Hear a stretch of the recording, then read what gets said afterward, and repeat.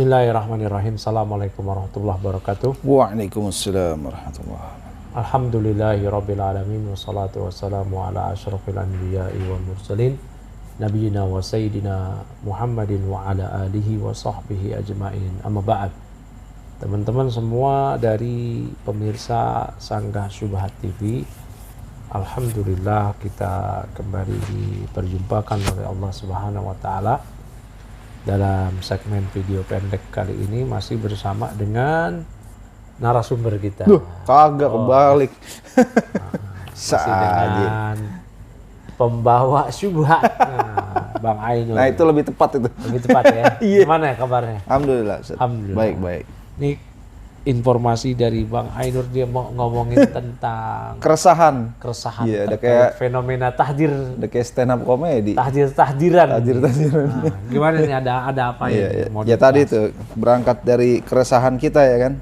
Antum resah apa? Resah. Jadi fenomena sekarang itu kan banyak di medsos. Ya, emang kita mainnya di medsos gitu kan. Kalau dulu kita berkomunikasi sama orang mungkin kagak pakai medsos tapi langsung.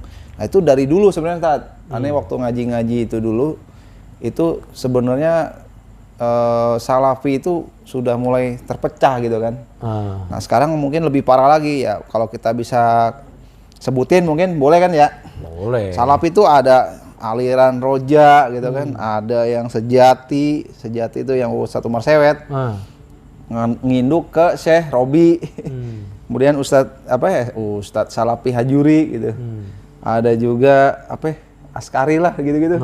Kagak paham kita bedanya di mana sih gitu sebenarnya gitu. Iya. Terus juga tajir-tajiran itu aneh gitu. Ada yang seorang ustadz yang dia hanya baca kitab fikih Syafi'i ditahdir karena kunut. Dia berpendapat dia ulil amri negara pemimpin negara Indonesia bukan ulil amri, ditahdir. Nah, sebenarnya gimana nih kita nyikapin tahdir-tahdiran begini, Dad? Sebenarnya penerapan yang dari tahdir itu nggak seperti itu ya. Oh, gimana tuh? Nabi banyak mentahdir dalam hidup beliau, tapi menghajar cuman sekali. Beda antara mentahdir dengan menghajar ya. Kalau hajar itu keboikot. Iya. Kalau tahdir itu memberi peringatan. Kalau sekarang itu udah masuk ke hajar, yang tadi itu saling berantem itu. Geser tuh pemahamannya. Iya, bergeser. Jadi tahdir bagian dari nasihat, memberi peringatan. Kayak Nabi sabdakan, kullu bid'atin dolalah, setiap bid'ah adalah sesat. Itu ada tahdir. Ya. Nabi memperingatkan tentang ini, tentang itu. Itu tahdir. Naik dari situ hajar. Hajar itu boikot. Nah, boikot itu hukum asalnya terlarang, nggak boleh, dosa besar. Oh iya. Iya. La yahillu li muslim ayahjura akhahu fawqa salasin. Tidak halal bagi seorang muslim menghajar, memboikot saudara selama 3 hari. Bahkan dalam riwayat yang lain ditambahkan, faman hajara fawqa salasin, siapa yang menghajar akhahu fawqa salasin, famata dakhalan nar. Dia mati, dia masuk neraka. Juga kata Nabi, man hajara akhahu sanatan, siapa yang menghajar saudara 1 tahun, itu kasafki dami, itu seperti menumpahkan darahnya. Jadi hukum asal menghajar itu nggak boleh. Kapan dia boleh? Kata para ulama, kalau ada maslahat yang besar. Jadi Syekh Utsaimin itu mengatakan ada 3 tahapan menghajar. Pertama, kalau maslahatnya besar boleh menghajar. Yang kedua, kalau mafsadatnya besar nggak boleh menghajar. Bahkan di ahlu bid'ah yang berat sekalipun, kita jangan menghajar kalau mafsadatnya besar. Nah, yang ketiga, kalau tidak jelas antara mafsadat atau maslahat yang lebih besar, maka kembali ke hukum asal, nggak boleh. Dia itu seperti obat. Ya, kalau tambah sakit nggak boleh. Begitu. Artinya kalau semakin menjadi-jadi itu ahli bid'ah dihajar, maka jangan dihajar.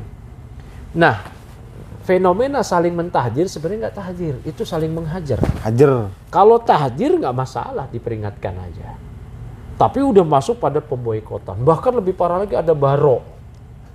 Ada berlepas Oh iya diri. iya ada bahasa gitu sih. Aneh berlepas diri dari itu. Itu keliru. Barok kita itu hanya kepada kaum musyrikin. Iya. Makanya Islam itu didefinisikan di usul salasah al-istislamu lillahi bitauhid wal inqiyadu lahu bita'ah wal bara'atu minasyirki wa ahlihi. Berlepas diri dari kesyirikan dan pelakunya. Nabi Ibrahim mengatakan inna bura'a'u minkum wa mimma ta'buduna min dunillah. Kafarna bikum wa bada bainana wa bainakum al-adawatu wal baghda'u abada. Jadi baro itu kepada kaum musyrikin, bukan kepada kaum muslimin. Masa gara-gara beda pengajian, apa ke bahasa sekarang? Beda tower. Tower radio. Radio apa? Ya, nah yang tadi disebut itu sebenarnya pada hal-hal yang nggak boleh saling mentahdir. Tadi roja sama sejati. Sejati, kokoh sejati. Nah yang sejati sendiri ini kebagi dua nih. Oh, ada dua. Jadi yang roja ini mereka menginduknya kepada Masih Urdun, Ibrahim Ruhaili, ya, atau yang lain lagi Ar-Royis gitu kan. Iya. Nah, kalau yang sejati ini Syekh yang Robi, Ustadz Lukman Ba'abdu, Ustadz Muhammad Asewet ke Syekh Robi. Nah ini terbagi lagi nih. Ada yang ya keributan di Saudi diimpor ke sini. Oh gitu. Iya. Terbagi lagi tuh yang Ustadz Askari, yang istilahnya itu apalah sopikoh musopikoh itu. Nah, nanti ada lagi nih pengikut saya Al-Hajuri, mentahdir semua itu. Salapinya nih lebih kokoh lagi nih, mentahdir semua itu. Nah, yang tadi antum sebut Hajuriyun. Iya. Nah, ternyata di antara mereka pecah lagi. Pecah lagi. Ada yang pro, boleh mahat tarbiyatun nisa, yang satu nggak boleh, saling mentahdir gitu. Ya, kita melihat mereka semua sama ya. Tampilannya, face-nya, apa namanya, biasa lah ya. Visualnya, performance-nya. Mungkin buku-bukunya sama-sama usul salasah. Kita melihat, tapi sebagaimana yang Al-Quran katakan, tahsabuhum jami'an wa qulubuhum syatta. Kalian mengira mereka semua sama, tapi kolbu-kolbu mereka itu semua saling saling berbeda. Syekh Shalih Al-Fauzan mengatakan permusuhan di antara mereka ini semua itu disebabkan satu hal, karena dakwah tauhidnya nggak beres. Akhirnya lihat saling tahdir, sebenarnya bukan saling tahdir, saling hajar. Syekh Fauzan juga mencium gitu-gitu tuh ya. Udah tahu ya. Kan seperti itu. Oh iya. Itu kan impor semua dari Timur Tengah yang ada di Indonesia sini. Jadi itu udah menyalahi kaedah. Kayak tadi karena kunut subuh, itu kan ngaco. Seakan-akan udah keluar dari alusan. Hajar itu ada tujuan. Tujuannya litakdib. Ya, litakdib, untuk memberikan pengajaran. Pertama untuk siapa? Untuk kepada sahibul bid'ah tadi. Dan yang dihajar itu pelaku bid'ah yang berat, kakap. Iya. Jahmiyah, Rafidhah, segala macam. Bukan yang kita lihat sekarang ini dari juhala yang saling menghajar. Jadi yang pertama nih kepada ahlu bid'ah sendiri. Karena tujuan dari hajar adalah litakdib, agar diberhenti dari bid'ahnya. Tadi kembali lagi, kalau nggak ada manfaatnya jangan dihajar. Kapan dihajar? Kalau maslahat lebih kuat. Kalau mau mafsadat lebih kuat, jangan dihajar. Kalau antara maslahat atau mafsadat sama-sama seimbang atau tidak diketahui, kembali ke hukum asal. Nggak boleh menghajar. Ini hajar ya, bukan tahdir ya. Kalau tahdir nggak kayak gini. Ya, ini udah zalim, udah hajar, bahkan udah baro. Ya, saling membid'ahkan, saling itu, bahkan saling memboikot dagangan. Itu kan kita lihat dulu. Iya, dulu ada majalah tuh. Iya. Majalah diboikot. Terus berikutnya litakdib tadi kan yang pertama. Yang kedua, agar kaum muslimin menjauhi bid'ahnya, tidak ikut terjerumus ke dalam bid'ahnya. Nah ini. Berikutnya, tidak boleh ada hajar dalam masalah khilafiyah yang mu'tabarah, yang dianggap dari kalangan ulama, khilaf saik lah ya. Nggak boleh, artinya masalah debatable dari kalangan ulama, nggak boleh saling hajar. Nggak boleh. Saling bantah boleh, ilmiah. Iya. Situ kunut, saya nggak kunut, taib. Saya pendapat dengan Imam Ahmad, situ pendapat dengan Imam Malik, Imam Syafi'i yang kunutan, taib. Ya, nggak boleh. Saling hajar dalam masalah khilafiyah yang debatable ini. Taib. Bahkan pada perkara bid'ah sekalipun, tidak semua ahlu bid'ah boleh dihajar. Ini kaedah-kaedahnya dijelaskan oleh para ulama. Ibnu Taimiyah sering menuangkan hal ini. Ibnu Syekh Abdul Muhsin Al-Abbad juga menerangkan hal ini di buku beliau yang sangat fenomenal ketika terjadi fenomena hajar yang mengerikan waktu itu di Saudi. Rifqan ahli sunnah bi ahli sunnah. Ya. Nah ini akibat seperti inilah ya. Apalagi tadi Apa? ulil amri. Nah, itu debatable bukan sih? Ya debatable. Debatable juga? Ya, saya berpendapat Iya.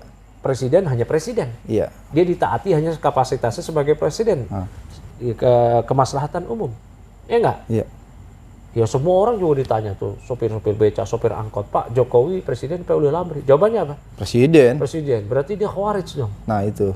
Nah, bilang tuh sama ibu-ibu mereka, bapak mereka, tetangga mereka, Jokowi presiden Pak ulil amri. Presiden berarti apa dong? Iya.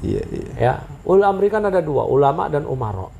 Ibnu Katsir dalam tafsirnya mengutip dari Ibnu Abbas bahwasanya ulil amri adalah ulama, bukan umaro. Ya, kalau saya berpendapat dengan itu gimana? Oh iya, itu debatable di situ ya. Nah, lagi pula ya, yang dikatakan oleh ulil amri itu yang mesti ditaati, yang walaupun mereka abdun habasyiyun itu kan dijelaskan dalam Sahih Bukhari. Ma'aqamu kitab Allah, selama mereka menegakkan kitab Allah. Kalau nggak menegakkan kitab Allah, ya Syekh Albani berfatwa, udah kita terjemahkan fatwanya di channel kita ini. Ulil amri itu siapa? Itu kita udah banyak video soal banyak ya. Gak usah didetailin Silakan. Tinggal diukur aja. Ini debatable bukan? Apalagi pemimpin yang ada sekarang musyrik, melakukan kesyirikan luar biasa. Kayaknya kagak deh. Hah? Kayaknya kagak debatable deh. Kayaknya udah jelas. Ya itu jelas. Bagi kita ya. Nih, melempar jeruk purut, air suci mandiin ke Danau mobil. Toba. Untuk peresmian Danau Toba, mandiin mobil halunya itu pakai ritual mandi kembang. Iya. Kasih air kendi di ibu kota Klenik. Nah, itu. Ya, sebagai sesaji. Itu apaan itu? Mengatakan negara itu adalah ini harus dipisah dari agama, menantang siapa yang mau ganti undang-undang Holandinya akan dia gebuk, dia lawan. Kagak ditahzir ya? Nah itu. Iya. Yang ditahdirkan yang menyelisihinya. Lagi pula ya, ini ada yang ajib ya. Ajib. Mereka ini saling berkelahi ya, saling cakar-cakaran. Ya, mau komunitas mana aja yang sejati, kokoh, yang hajuriyun itu pasti cakar-cakaran. Ini bala hukuman dari Allah. Karena hakikatnya mereka itu semua sebenarnya sama loh usulnya. Iya. Dalam masalah ulil amri mereka gulu dalam masalah ini. Menempatkan ketaatan kepada pemimpin sekuler anti syariat bahkan musyrik sekalipun. Iya. Ini mereka semua sama ini. Dalam masalah menyikapi musyrikin, pencela Islam, kuburiin, mereka memberikan uzur. Iya. Namun mereka nggak memberikan uzur pada saudaranya bahkan yang menyelisih mereka dalam istilah dia langsung vonis takfiri, apalagi Hizbi, apalagi segala macam. Harusnya nggak jelas. Semua tuh saling berantem itu, yang kokohiyun, yang tahdir-tahdiran itu. Saya dulu pernah dengar dengan kuping saya sendiri, ustadz dari afiliasi sejati mentahdir afiliasi kokoh, yang sekarang kokoh itu orang-orang roja, itu tersemat dari mulutnya kalimat-kalimat hewan. Oh ya? Dia katakan nih Ustadz Fulan ini kayak kalajengking, kayak ini, kayak itu. La ilaha illallah. Itu kayak kalimat seperti itu. Lihat tuh. Padahal mereka sama itu. Iya. Ya, yang tadi Antum bilang, yang ini dari Syekh Robi, yang ini dari Syekh Ali Hasan, sama dalam masalah iman sama. Itu memberikan uzur bil jahal kepada musyrikin. Itu mereka sama semuanya. Ya. Dan kebanyakan mereka juga sama dalam masalah fikih. Iya. Mereka tarjih ala ustadz-ustadz mereka, masyih-masyih mereka. Sama mereka itu. Dalam masalah amri, dalam masalah negara Islam pembukaan, sama mereka itu. Ya, jadi kita melihatnya aja sama, padahal mereka itu berpecah belah juga. Tahsabuhum jami'an wa qulubuhum syatta. Jadi ingat ya, tahdir bukan hajar. Tapi penerapan tahdir sekarang itu sebenarnya adalah hajar. Tahdir itu nasihat. Ya mereka juga ngomongnya gitu lah. Tapi penerapannya hajar. Iya. Padahal Nabi hanya menghajar seumur hidupnya sekali. Ya. Adapun tahdir, iya. Nah, sekarang mereka menerapkannya seperti penerapan tahdir hak hajarnya Nabi. Ya kalau tahdir, ya seperti nasihat biasa. Ya, tapi mereka enggak. Nah ini kan, apalagi nih. Nah ini saya akan, ini memang punya andil ustadz-ustadz nih. Oh. Ya, punya andil. Saya akan bacakan keterangan dari Syekh Abdul Muhsin di Rifqan ala Sunnah halaman 67. Kata Syekh Abdul Muhsin di sini mengutip dari Ibnu Taimiyah, ya, beliau mengatakan fa idza kana al muallimu awil ustadu qad amara bi hajri syakhsin aw bi ihdarihi aw isqatihi aw ib'adihi wa nahwi dzalika nadhara fihi fa in kana qad fa'ala dhanban syar'iyyan uqiba bi qadri dhanbihi bila ziyadatin wa illam yakun adnaba dhanban syar'iyyan lam yajuz ayu aqaba bi syai'in li ajli gharadil muallimi aw ghairihi. Nah, apabila seorang pengajar, ustadz, dia memerintahkan kepada murid-muridnya untuk menghajar, mengisolir, memboikot seseorang, atau merendahkannya, ya, atau disuruh dijauhi gitu, jauhi majelisnya, dia penuh syubhat, dan semisalnya, seharusnya murid-murid itu memperhatikan, ngecek dulu. Kalau memang orang yang jadi sasaran dihajar tadi itu memang melakukan dosa syar'i yang memang layak dihukum sesuai dengan kadar dosanya tadi, ya udah, tanpa berlebihan. Tapi kalau dia nggak melakukan dosa dengan dosa syar'i yang dia berhak dihajar, maka lam yajuz ayu aqaba bisyai', nggak boleh untuk dihukum. Ya, dengan sedikit pun, dengan suatu pun, karena tujuan dari si ustadz tadi. Nah, ustadz ini juga ini, maka ada istilah ustadz kencing berdiri, murid kencing berlari. Itu offset jadinya. Offside. Jadi keliru nih ustadz-ustadznya ini. Apalagi ustadz-ustadz tersebut cuma pakai kalimat-kalimat yang gomit, ambigu. Jauhi dia. Kenapa? Ada syubhat. Syubhatnya apa ustadz? Ada syubhat. Gak dijelasin syubhatnya apa, gak dibantah. Seperti itu. Dan ini mendidik murid-murid menjadi murid-murid yang nggak ilmiah gitu, hanya ya seperti itulah yang kita lihat sekarang ya, dan billah. Tapi ini seperti tempat tuh dia mau tutup. Dikasih kode deh tadi. Dikasih kode. Ya kita cukupkan dulu deh ya. Kita bisa lanjutkan lagi. Ya, insya Allah. Jos.